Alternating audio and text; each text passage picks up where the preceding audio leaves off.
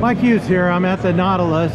And Rachel, you want to tell us a little bit about the new trips and the new boat and everything? Sure.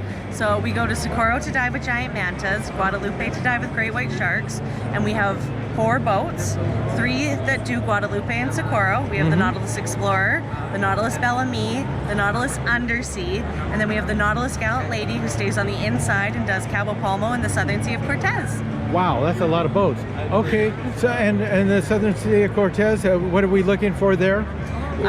We used to run trips to the Sea of Cortez a long time ago. Right, but I remember those days. Unfortunately, the diving just wasn't that great, so we stopped running them. Okay. Mexico stepped in and done a really, really great job of protecting the area. Oh, okay. So now the year-round population of bull sharks is back.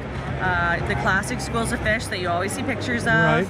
And they actually saw 8 mantas at La Reina in 2018. Oh, cool. Yeah. Okay. And then most of the trips they're a week long, or? Yeah, our Socorro trips are 9 days long. Guadalupe trips are 6 days long. And the Southern Sea of Cortez trips are either 6 days or 8 days. Now the Southern Sea of Cortez trips, you start those trips where?